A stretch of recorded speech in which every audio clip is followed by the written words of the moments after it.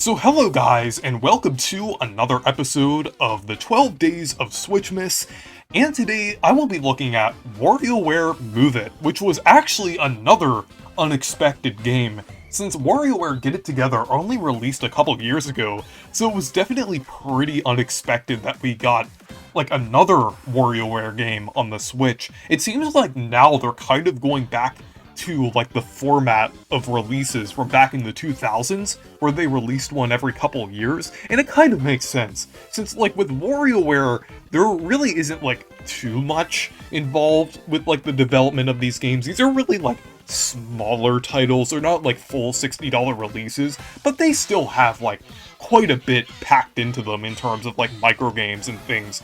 So I appreciate that they kind of fully brought back WarioWare during both like the 3DS and Switch era between Gold, Get It Together, and now Move It. And WarioWare Move It is actually a sequel to WarioWare Smooth Moves, which was like kind of took advantage of like the Wii motion controls and everything, while Move It is kind of taking advantage of the motion controls on the Switch. And surprisingly, like even though the Switch had some issues with motion controls, the motion controls actually work very well in this game, and I would say, is the best showcase of motion controls on the Switch. I really haven't seen another game with motion controls like better than this. I mean, sure, there are a few instances where it's like pretty weird and unintuitive, but I think the only times I've like messed up in micro games is because I wasn't getting the form right. Every time I was doing the exact form that they would show you on screen, I would do like the micro game perfectly. So I think it just comes down to like a few of the micro games not being as intuitive, but I would say like 80 to 90% of the time, like the micro games are completely fine, and they're like really fun too. Like I really like how they like work here. Honestly, I would say this has to be like one of my favorite micro game selections in a WarioWare game, probably behind WarioWare Gold, since that one had 300 and also micro games from throughout the series. But other than that, I would say this is probably close to the top for me for one of my favorite micro game collections, since they all are like really wacky and unique like the rest in the series, but also have like a lot of really cool controlling ones as well. And the Nintendo lineup of micro games is also really good as well. Like you have some really weird picks like Mario Pinball Land, and then there's even like a Ring Fit Adventure one, and then Paper Mario. I'm so glad that there's a Paper Mario one in WarioWare Move It. I thought that was really cool since I've been wanting a Paper Mario micro game for so long and everything. There's even like We Play Motion, Super Mario 64 DS, Yoshi's Island, Ocarina of Time 3D. There's just a ton of really cool things, even like Metroid Dread. But yeah, like even the other like micro game selections are pretty fun as well. And like the presentation of WarioWare Move It is great as well. Like the cutscenes are actually fully voice acted this time, similar to WarioWare Gold. For some reason in WarioWare Get It Together, they didn't really have full voice acting, only like partial voice acting, but I think that was probably due to the pandemic. They were probably like limited in that aspect and everything, so it's great to see like voice acting on the level of WarioWare Gold again. And there's actually like a lot of pretty funny and memorable cutscenes this time. Like especially like Orbulon's was pretty funny, where he eats like a ton of fruit and kind of like becomes fat. And then there's one where Cractus from Wario Land 4 appears, which is really cool. And then there's also one with Cricket, where one of the characters from Rhythm Heaven appears. And then there's like one with like 9-Volt where he goes into like a creepy store. So it's like a lot of really cool and funny cutscenes here, and I just like how they kind of went all out this time, similar to WarioWare Gold.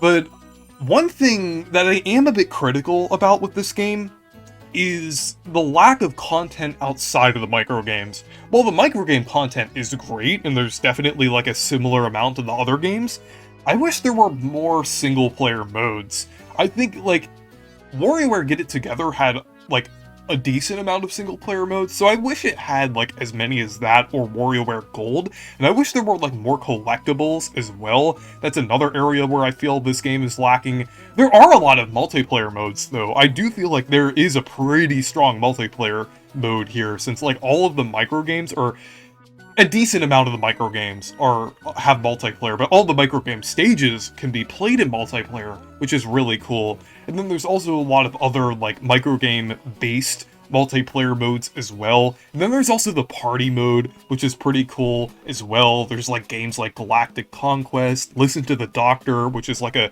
remake of the one from Mega Party Games, Medusa March, Go the Distance. Like, there's, like, a lot of cool party mode games here. Then there's a couple like mini games as well, like Copycat Mirror, Dirty Job, and like the Pioro one, of course. Though I wish there were more mini games. Like, it seems like there are kind of a lack of them here compared to other ones. I think it might be due to the fact that Nintendo kind of has a weird thing with like motion control based games, where it seems like they kind of, like, limit the amount of things in it. I don't know. It just seems like sometimes with games that are centered around motion controls, there seems to be, like, a lack of content, but the content that is here is great, and it doesn't suffer from the issues that, like, games like Mario Strikers Battle League, Nintendo Switch Sports, and things like that have. Like, this has, I would say, this is more, like, lacking content on, like, terms of, like, Mario Party Superstars, which is another great game as well. But WarioWare Move It, I would say, is pretty good across the board. And I actually prefer it in a lot of ways to WarioWare Get It Together, like, at least in terms of how it controls and how the microgames are. Like, I would say I kind of prefer WarioWare Move It, because it kind of is more of like a traditional WarioWare game in the fact where it takes advantage of the system's capabilities. Like, there's a lot of really cool things that it does with the Joy-Cons. Like, it actually uses the IR motion camera for some of the micro games and everything. And then there's even one where you have to, like, shake the ice in a drink, which is actually kind of similar to, like, that one, like, the one, thing from, like, the Nintendo presentation in 2017, where they were showing, like, a demonstration of shaking ice around a cup.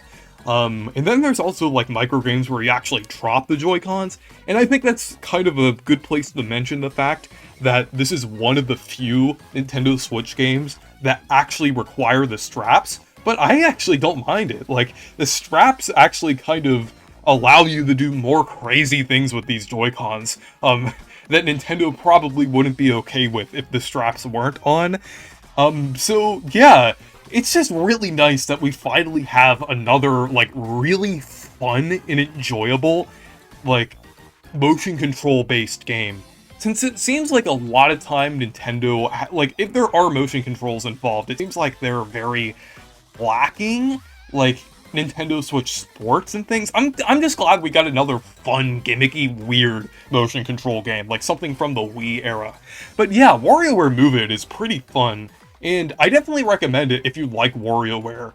So yeah, anyways, thank you guys for watching this video. Make sure to leave a like and subscribe for more, and make sure to check out my Discord server and Twitter if you want to. Goodbye.